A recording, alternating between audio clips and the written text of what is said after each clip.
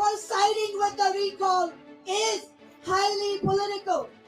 It is an attack on our office for unambiguously standing with the Black Lives Matter movement. That's right!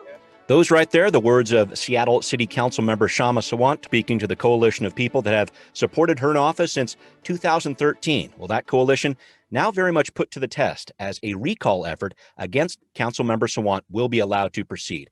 How's that going to work? What's happening with a new charter amendment, also likely heading to the ballot for homelessness services? Plenty to talk about here on Seattle News, Views, and Brews, your coffee break political podcast. I'm Brian Callanan. I'm a host on Seattle Channel. The views expressed here are my own.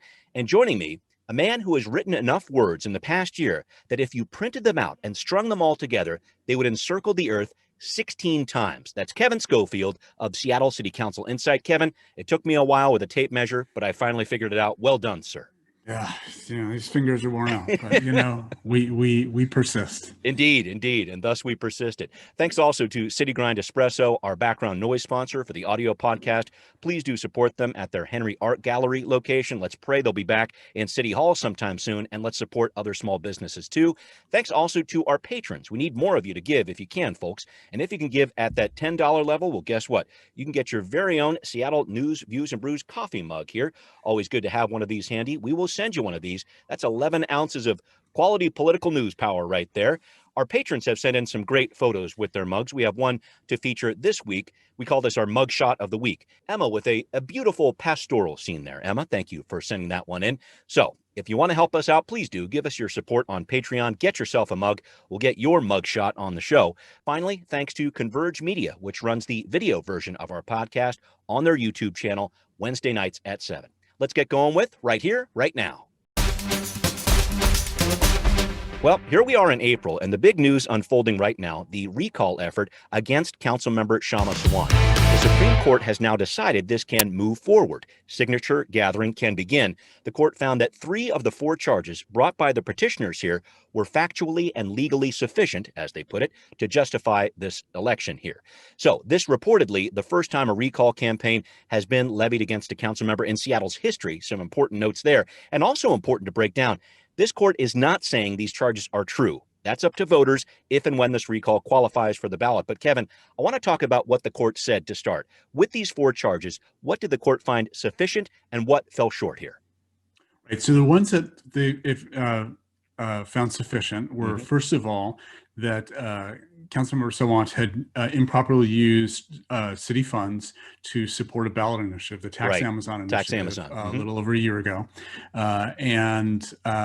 So that was one. Second one was they found that it was factually legally sufficient to argue that she had led a march to Mayor Durkin's house, and in doing so had improperly disclosed information, the confidential location of Mayor Durkin's house, because former U.S. attorney, former U.S. attorney, Yeah. her to protect her from former people that she had prosecuted and sent to jail. Right. Her address is confidential information. Right. And then the third one was that she had used her pass key to allow hundreds of protesters into City Hall at a time when it was closed under the governor's stay home rule. Yeah, happened in June of last year. Right. Yeah, so those were the sufficient ones. The insufficient ones, there was one whole area they said was legally insufficient. They actually said it was factually sufficient, but legally insufficient. There we go. And that was that she had delegated decision-making to an outside organization, Socialist Alternative. They said factually, the facts definitely support that she delegated that decision. Legally, she has enormous latitude in structuring her decision-making process. So they said we're not going to say that is illegal. Okay. And then the other thing they said coming back to the issue about leading a march to Durkin's house. Yes. It had been alleged that was criminal harassment because they wrote all sorts of nasty things on the road, on her driveway, on her house. And harassing a city official is a criminal offense. Right. And they said that there was no evidence that she had actually participated in that or encouraged other people to specifically harass her. Okay. So they held that was not legally sufficient. Got it. Thank you for breaking all that down. I want to try to take it to the next step here in terms of what happens now in terms of trying to get this on the ballot, and the timing of that is very important here, Kevin. Yeah. So it has to quickly go back to the trial court to rewrite the ballot proposition because they take that one piece out, leave the three on. And then they're going to have 180 days to come up with about 10,000 signatures in order to get it on the ballot. And then the big question is, which ballot does it go on? Yeah. And I talked a little bit to one of the folks with the recall campaign yesterday. It's probably too late for them to pull it all together in time for the August ballot. Yeah, that'd be tight. They'd have to get it done by mid-May. They could potentially try to get it on the November ballot, but the rules say that at the point in time that they submit so they submit the signatures, they have to be verified. From the point in time that they're all verified, then the election has to be between 45 and 90 days after that. Not less than 45, not more than 90. And if that means they have to call a special election to do it, they have to call a special election to do it. Yeah. And it will only be for District 3 voters. It won't be for the whole city. That's a very important point. Yeah. So, they've got a little bit of calculus to decide when they actually, file all their signatures, assuming they can get 10,000, of course. Yeah, right. Because that will determine, and, they have a little bit of a choice in this in deciding, do we want on a regular ballot that may have a lot of people coming out to vote? Yes. Or do we want a special election on this? Right. Because there are 2 council members on the citywide level that are up for election. Those seats are up. Positions 8 and 9 are up in November here. But and the mayor. And the mayor, of course, and the city attorney. Right. You've got a lot to consider there. So what do you think is the right call there? Should you do something if you're on the recall side here? Should you do something in November? Should it be August? What do you think about that? It's a super good question. A lot of that is really calculus around who's going to show up and vote, right? In the general election and the primary election, we get pretty good, general interest in that. A lot of people show up. Sure. For a special election, like, the special election for a levy or something like that, it tends to be a much smaller set of people. Those tend to get higher turnout from kind of the older single family residents kind of crowd, less from the younger crowd. But, this is going to be Capitol Hill. So right.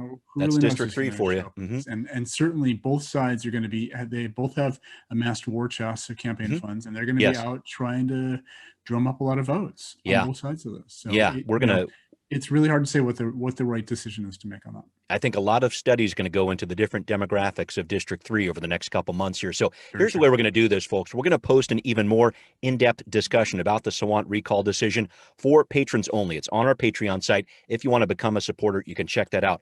But right now, I want to move on to our next piece here, the options ahead for 30 million participatory budgeting dollars connected to the controversial Black Brilliance Research Project. So the city council has a proviso on these dollars, won't release them until there's a plan in place that the council is okay with. And so the mayor is laying out some options at this point after, as was first reported in Publicola, Black Brilliance called for $8.3 million of that money to go into overhead. Kevin, you called that number ridiculously high on Seattle City Council Insight, and it looks like the mayor is offering some different ways forward with this, including a plan that could cost a lot less in terms of overhead working with the Department of Neighborhoods. What's going on here? Yeah, so when you look at this is something that nonprofit foundations and nonprofit organizations in general are always judged on, is what's your level of administrative overhead of all the money it brings in, how much actually goes out to programs, and how much pays for all their overhead and everything. Sure. And for kind of foundations that are mainly grants or other kind of grant programs, normally you're aiming for about 10% overhead. So for a $30 million participatory budgeting program for $30 million of grants that are going out, you would like it to be around $3 million.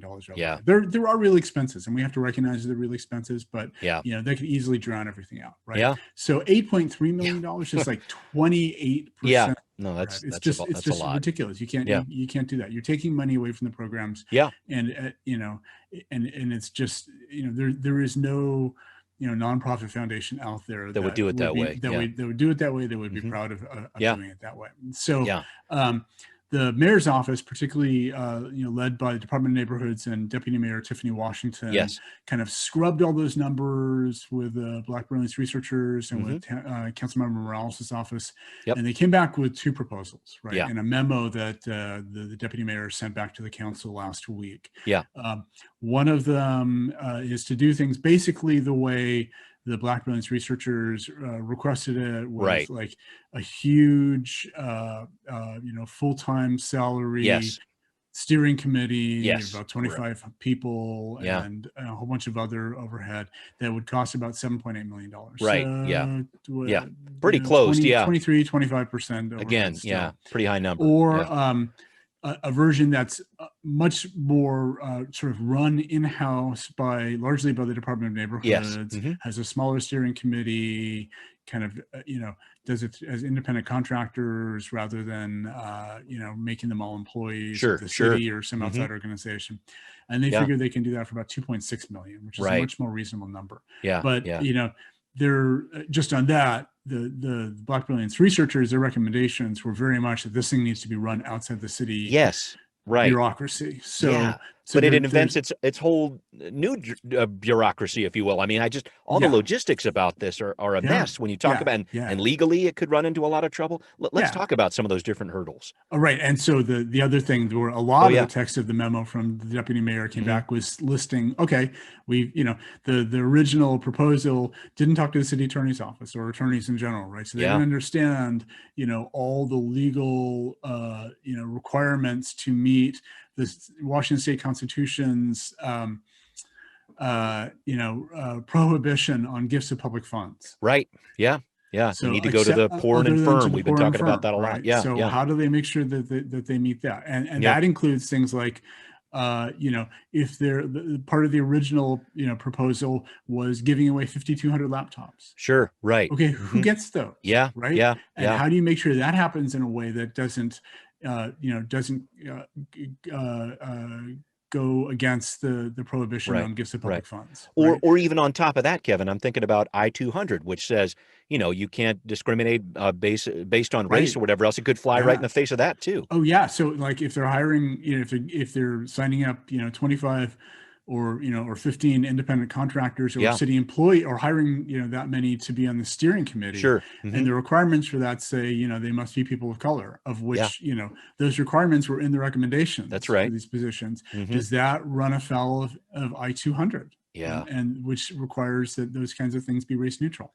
That's right. So there's all, and then there's just the logistical requirements of like, how do we, how long is it going to take to do all this? Sure. It looks like in either case, it's not going to get done this year. Right. Can you figure out something where it's equitable, where 10-year-olds can vote? I know that there was some talk about that too. How do you set that up? Is that even legal? Yeah. Right. Is that even legal? Right. Yeah. What are the requirements?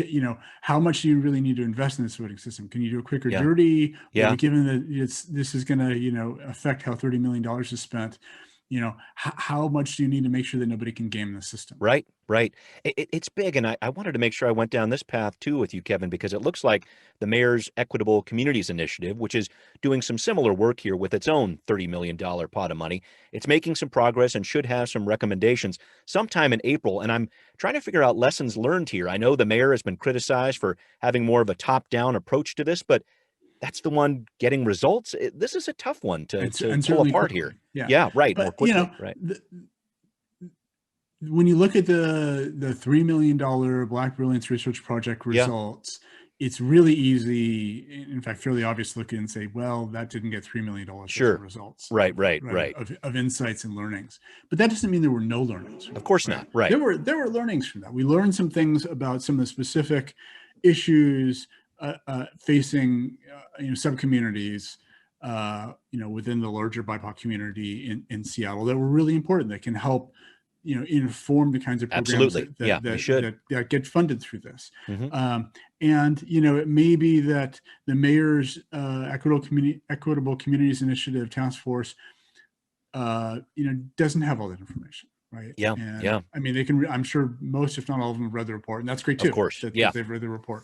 But just left to their own devices, they may not have had those kinds of insights, or they might have, right? Because it really did pull from a lot of those communities as well. So, and their meetings aren't open. right? That's They're now an at some important level point for the publishing ECI. very high It's level not open. minutes, Yeah. the agendas Yeah. for the meetings, but their meetings are open, so we can't really see what discussions they're having on this. Right. So it's hard for us to know, what's really going to come out. They publish some criteria and weightings for how they're going to prioritize proposals for how the money should be spent. Yeah. And just coming back to the participatory budgeting exercise, as well as a mayor's task force. For both of them, there's an outstanding sort of legal question of, do they get to say money should go to this organization? Yeah. Or do they say, this is the kind of project that you want to fund. Right. Now the city has to bid it out. And right. It's probably going to be the latter. Yeah. Right? Yeah. Which is more time and more process. Yeah. But no earmarking for specific organizations. Yes. For those sorts of things. I guess, budgeting within the city, budgeting at the participatory level, these things do take time. And I know it's based on a lot of different frustration after all the protests that our city and our nation went through last year. But this is the work of government, and it's going so slowly right now. I think it's frustrating in some ways, but I'm hoping there are some lessons learned out of this, Kevin, in terms of different communities working together. I don't know if there's a bottom line you get out of this. There are a bunch of lessons learned from this. Yeah. Like how not to do it. At this point, I'm not even 100% sure that the participatory budgeting thing is going to go forward. Yeah. Yeah. Right. I think there's still a very good chance it will. Yeah. But I don't think it's 100% chance because, again, just looking at the logistical challenges. Yeah. State auditors looking into all this too. State auditors looking into all this too. Yeah. Just the logistical challenges of trying to do one of these participatory budgeting exercises in a state where there is, prohibition on gift of public funds except to the poor and infirm, right? And there are local requirements, right? Yep. It's not just, this is the same everywhere, right? Yeah. It is very much, contingent upon the rules and the constraints of where it's, people are trying to implement these kinds of systems. And if they, you could also potentially say it's not going to happen this year. Yeah. Right. It could happen next year. Yeah. Right? Maybe they just need another year, but Yeah. Can they rush this out this year and do a good job of it and spend that money well? Yeah. I think there's some genuine questions to be asked about that. Sure and again, none of that says that doing a participatory budgeting exercise is a bad thing. Nope. But nobody is saying, I'm definitely not saying, that this is always going to be a bad way to spend $30 million. No. But it's hard. Yeah. It is hard to do this right. It's hard to do it legal, and it's super hard to do it fast. Yeah. Boy, we've definitely learned that. All right, we're going to move on to our next segment. Now hear this. All right, some big news to talk about here. A city charter amendment likely heading to the ballot. Compassion Seattle is the group working on this, a coalition led by former council member and mayor Tim Burgess, laying out ways for the city to deal with homelessness. Where does this come from? Years of frustration is the way I look at it for all sides involved here, accentuated certainly by the COVID pandemic over the past 14 months. To set the stage here is King County Executive Dow Constantine speaking about bolstering city and county support for a regional homeless effort back in 2017. Listen to what he is saying about the efforts of our local leadership and see what your reaction to these words is. We all know that homelessness is a regional challenge that heeds no boundaries. It is rooted in national, economic, and social conditions. Our approach has been to work with all of the region's cities to make homelessness rare, brief, and one-time. So, Kevin, we hear that word compassion a lot when it comes to homelessness in our region and around the nation. And the point I'm trying to make with that soundbite from 4 years ago is that these are messages our region has heard for years, decades. So what do you think is different about Compassion Seattle, this charter amendment proposal? What's it talking about? It has a plan. Yeah. It is a plan. I think when we look back, we've all wanted to solve the homelessness problem. Of course. And, part of the most recent frustration is the fact that in trying to be compassionate, trying to do the right thing and trying to, deal with the COVID pandemic. Yes. And not move people around and spread the disease. And not move people around.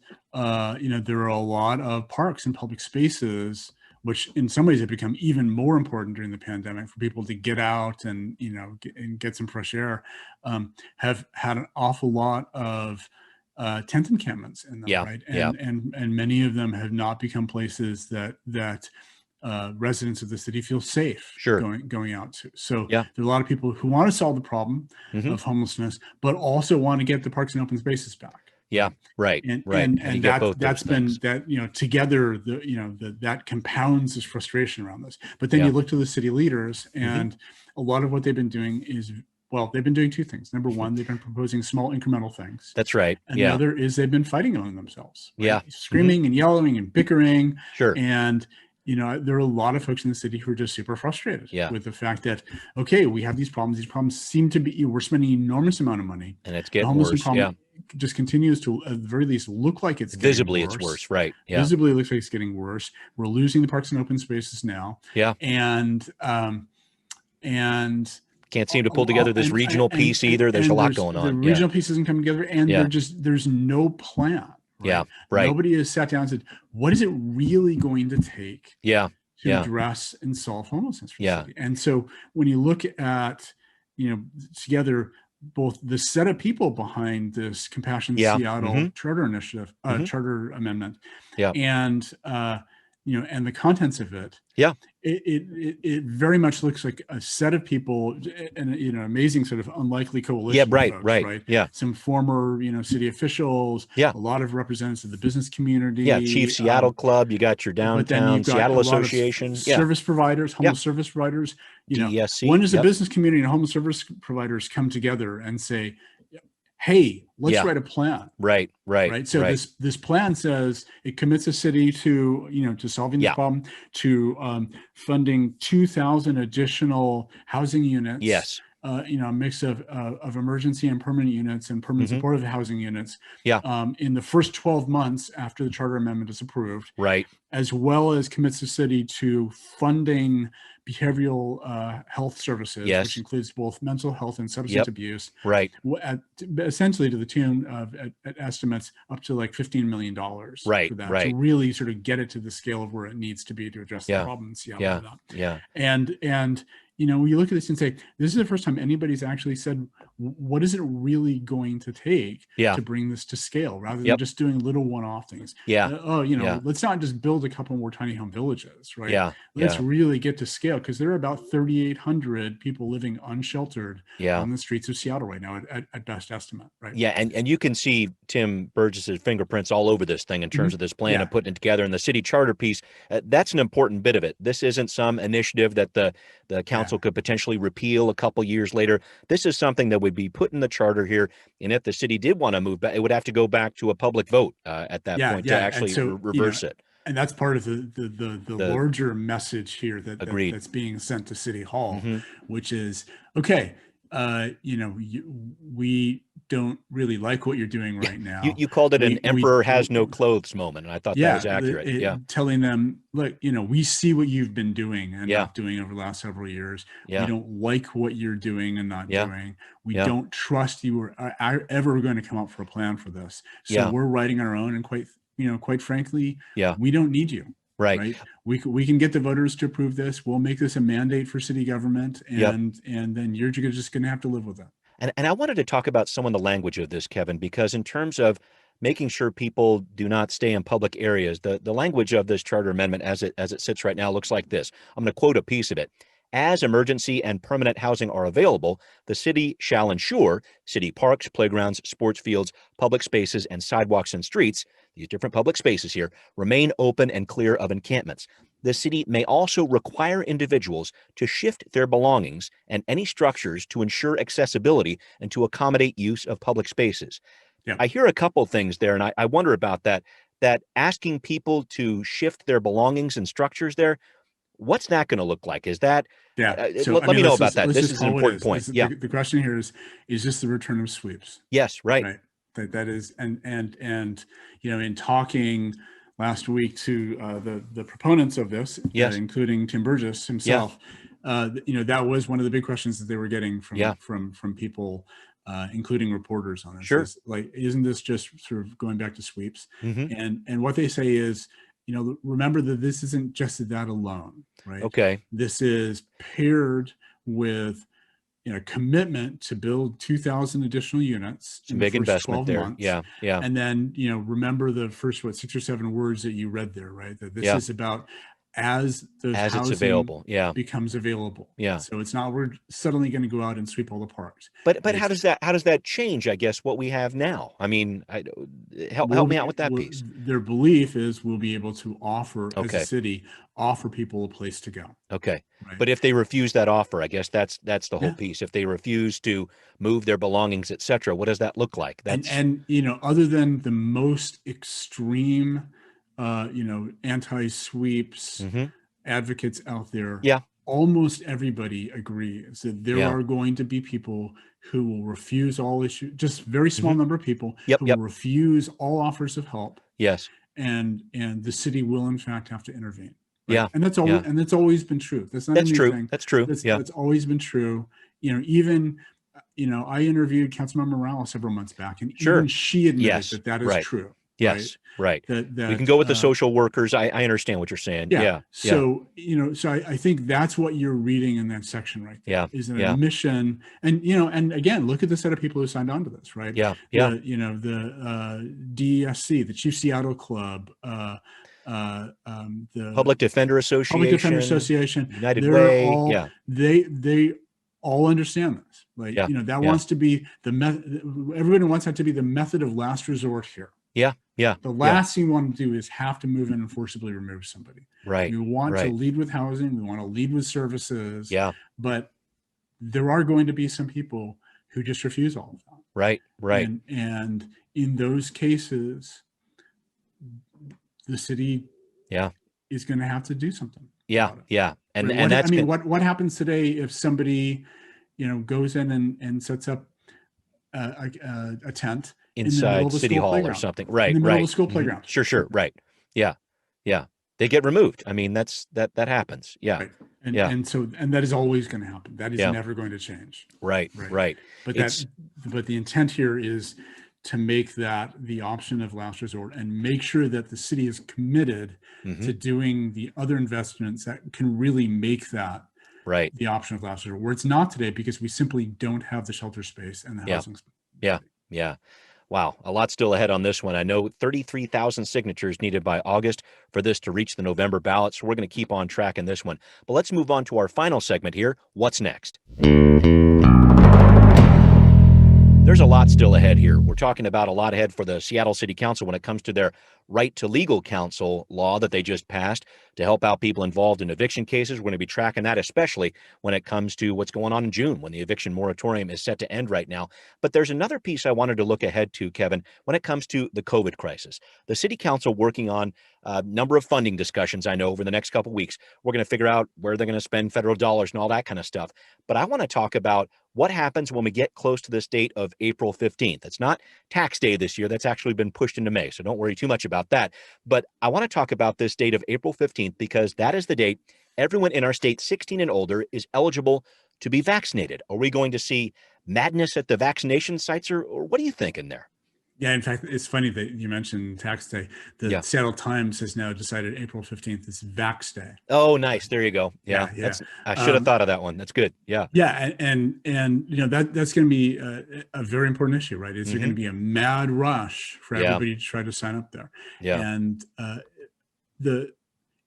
the interesting part about this is that it's now a very diverse set of providers, right? You've got drugstores, you've got healthcare organizations like Kaiser Permanente, and you know, other HMOs. You've got the city and the state and the federal government all doing their own, you know, specific programs around. There's some private schools that are organizing stuff. There's a ton of stuff going on. So it's not that.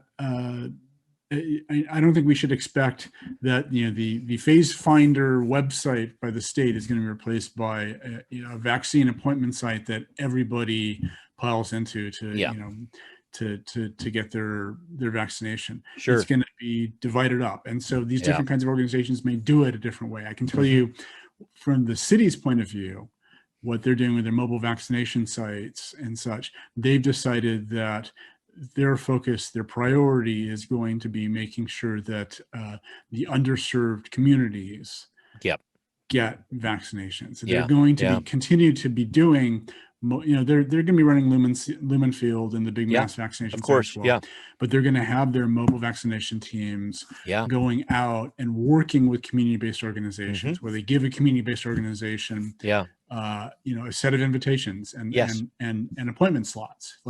Okay, you've got 50 invitations for appointment slots. Right. Go out, reach out to your community.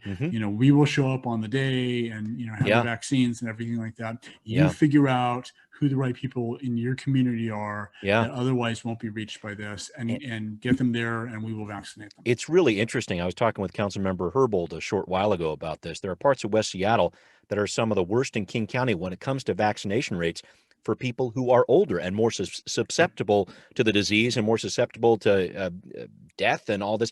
There was a very sobering point that I read here. According to the state, 27% of state residents 65 and older have not received any doses of the vaccine. And I think that's a big part of the outreach that has to happen here. Well, it's interesting. One of the big trends for the last several years for how we do elder care is letting people age gracefully at home. Yes, right. Rather than trying to push them to nursing homes. Let's let them age in place. But for people who have mobility issues, this is the flip side of that. If we want them to get vaccinated, we're going to have to go to them. That outreach has to happen. Wow. They're aging at home. They're not in a central location where we can go hit a lot of them. It's going to be more work. It's going to be more time and effort to do them. But it is absolutely the right thing to do. So, Councilmember Herbold, it's great that she's out there representing her community, understanding that there is a set of elders who are aging at home, aging in place. It's very true. And certainly the city has to do things to reach them. Yep. A lot more work needs to be done there. All right, we need to wrap up our show, and we always like to do that with some of the delicacies that go well with your coffee break, perhaps to help you digest all the wonderful political news you've taken in here. Kevin brings his baking expertise into play here. I've been an eating expert for many years, as it turns out. And today I have for us, Kevin, a blueberry cookie that was created by my daughters here. You can notice this is a little on the purpler side there. It looks a little crazy, and that's part of the issue here, because the challenge they ran into, they mixed the berries together and tried to not smash them, but it just didn't go over that well. This one turned out very purple. It's fun to eat, has kind of a Halloween vibe to it. I don't know what to say there, but is there a key to trying to preserve those full berries when you're making cookies like this?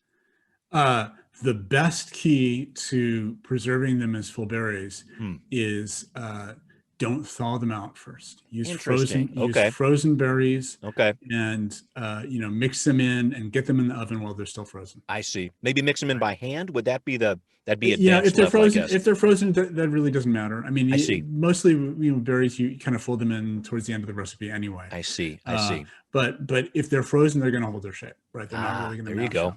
Out, right. So that's the trick on that. The biggest problem with berries is they're almost all water. Yeah, right. So either when you're mixing them in, if they get smashed, or when they're baking, they're going to release all that water. So that getting the mix of dry ingredients and the amount of liquid that you add right when you're adding all these berries on top of it, they're going to dump all the water once they start cooking. It's just super hard to do, and you see that with blueberry cookies. You see that with blueberry muffins. You see that with all the anytime you're using berries, that's a big challenge. You see that it's funny because you see that with things like mushrooms too. Mushrooms are almost all water. Right? I love putting mushrooms on pizza. I make pizza at home all the time. I love putting mushrooms on. Oh, here we go. As soon as you start baking mushrooms on a pizza, they get in the oven and they just dump all their water, and you have puddles of liquid on top of the pizza. Right? Wow. We moved from cookies very quickly to pizza. So you're covering basically the two food groups. So I didn't bring any baked goods with me this morning. Quite all right. I actually made a batch of biscotti earlier this week. Oh, nice. Okay. But it didn't make it to the end of the way. Oh no! What happened? I ate them. Oh, they're good. I ate them. What do you think? I thought there's some baking accident or something. I don't know. What happens with baked goods? Well, no. This is the last one in the house, so I'm hoarding this, and I'll let my kids know that Kevin thinks they did a fine job, and they did. Yeah. The colors of the rainbow. That's awesome. When we eat stuff like that. So thank you, sir, as always. Next time, appreciate you use frozen blueberries. Thank you for that. And then get them in the oven before they thaw. And get them in the oven before they thaw. Thank you for that. Thank you for all advice on things politic too, Kevin. Appreciate you doing the show with me, my man. all the recommendations about blueberries carry right over to politics. Indeed, they do. Indeed, they do. Now you know, folks. Now you know. Thanks everybody to tuning in here. Thanks everybody for tuning in here. Thanks always to our patrons. Please do support us on Patreon at $10 a month if you can. That way you can get your very own Seattle News, Views, and Brews coffee mug. We really hope you can do that. Thanks to everybody for listening to Seattle News, Views, and Brews, where you can always find out what is brewing in local politics. Subscribe on iTunes, Spotify, wherever you listen. Again, please do support us on Patreon. If you like what you're hearing, we need your help to keep this podcast rolling. We're going to take a 1-week hiatus for a spring break of sorts, but we will be back with a whole lot more later in April. Thanks also for watching on Converge Media 2. We will see you next time. Seattle News, Views, and Brews is an independent production of Callanan Media Services. Copyright 2021.